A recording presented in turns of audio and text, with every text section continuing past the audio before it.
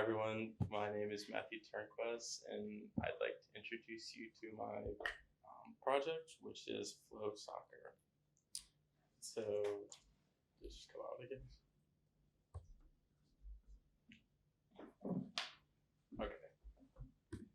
But before I elaborate on the project, I wanted to provide a bit more context to the issue that I was addressing and then some of the research for it.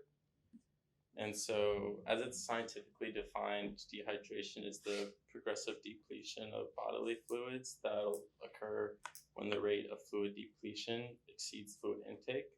And so, I've investigated how this medical condition lives within the context of the sport of soccer. And so, it's been proposed that dehydration impedes on the quality of a player's performance, but more specifically, when a player is dehydrated, there are resulting side effects, so things like thirst, that'll modulate that player's perception of the game. So that just basically means that the tasks that they're attempting to do during the games are perceived to be more difficult. And so the resulting behavior can be an increased focus on obtaining fluids and then less on the dynamics of the match. And so it's possible that these behavioral shifts will correlate to less optimal play. So because dehydration is such a broad term, it has a breadth of contributing factors. So things like body mass or external temperatures and so on. And so I had to essentially narrow the scope of the problem and focus on one specific aspect of dehydration, which ended up being fluid intake habits. And so from that, it's been widely documented that proper fluid intake preceding a match can actually be more crucial than fluid intake during a match, with estimated numbers being about 8 ounces of fluid consumption 20 to 30 minutes prior. So to kind of help understand that, I've mapped out the problematic sequence. So it begins with players improperly drinking 20 minutes prior to the match, which will lead to discomfort during the later stages. And so that discomfort shifts the player's focus towards obtaining that water, which will detract from them playing at their highest level. So my solution. So with that, I'm proposing that design intervention occur during that 20-minute period prior to the match, which for a majority of teams is when they're warming up.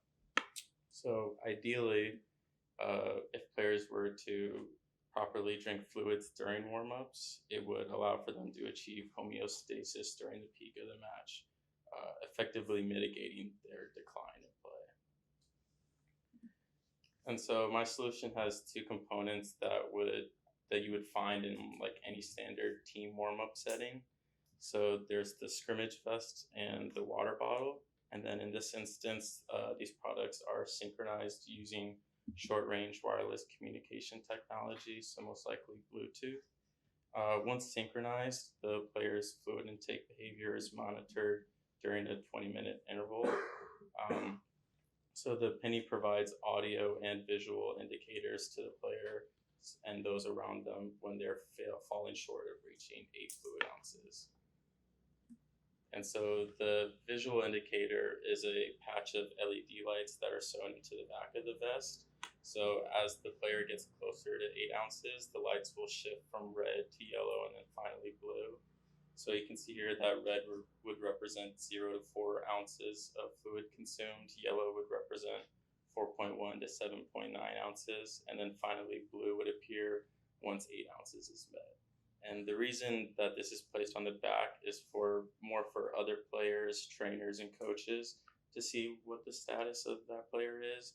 So it kind of promotes a level of accountability amongst the group as a whole. And so the audio notifier is a series of beeps that will play if the user's meter hasn't made any progression after a 5-minute interval. So that time frame was determined because it's infrequent enough so that a player isn't constantly distracted or taken away from their exercise, but it's frequent enough that they are reminded multiple times and given multiple opportunities to run to the sideline and drink. So if the player's current status is yellow, then the series of beeps will play once. But if they are in the red, then it will repeat after the initial time. So this is meant more for the player to hold themselves accountable. So then I'll talk a little bit about the vest. So you can see here, the wearable went through like a series of ideations, but ultimately it took the form of a scrimmage vest, and that's because it's one of the more inclusive aspects of the game. Pennies are designed to be loose, stretchy, and fit a wide range of body types.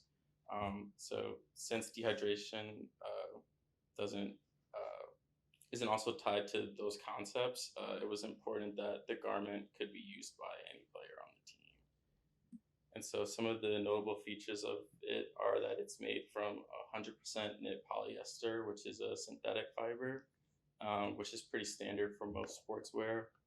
The inner workings of the visual and audio indicators that I talked about are actually sewn into a pouch that hangs onto the back of the penny.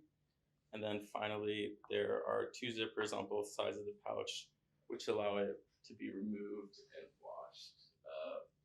So like the electronics aren't going through the wash. And it also allows you to use it without the context of fluid intake if you just want to use it as a standard penny. So this is a view of the inner workings of the pouch. It's basically the components for the audio to play and the LED lights to show up would require 3 circuit boards. The first PCB controller would operate the diaphragm, the voice coil, and the magnet, which is for the audio.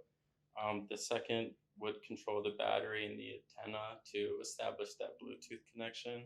And then finally, the third operates the 3 LED lights.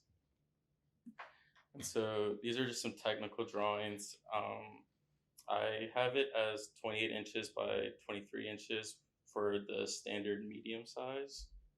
But if it were to go into production, I also standardized small, large, and extra large as well, like following those similar ratios. A little bit about the bottle. The water bottle is actually only synced to 1 penny at a time. But since it's a short range connection, as a player would run back onto the field, it will desync, allowing for a new player to repeat that process. And then additionally, the water bottle is only tracking the fluid that leaves the nozzle, and it's equating that to a player drinking. So it's making that assumption, which is then when it'll increase the meter on the penny. So the main features of this are the power button, which turns the tracker on and off, and the pairing button to make that connection to the pennies. And then finally, a USB-C port for charging in times of non-use. So the water bottle is really the brains behind the operation. And then here are some technical drawings of that. It's 10 inches by 3.5 inches, which would allow room for 32 ounces of fluid, which is kind of like a standard squeeze bottle. And then a little bit about my branding. These are the 2 logo marks that I used throughout the duration of my products. The primary logo is an abstraction of a ripple effect through water, and that's kind of like a poetic nod to the idea that drinking fluid will have a similar effect on your body and then ultimately your performance. And then the secondary logo is an ode to the 3 stages of the monitoring system. And then finally, some acknowledgments that I wanted to make.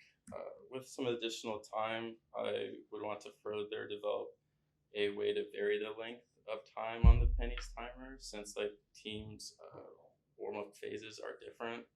It's not all just 20 minutes. And then additionally, I would have wanted to evaluate some of the comfortability and some of the potential restrictions of the pouch being zippered onto the back. So does that restrict any movements?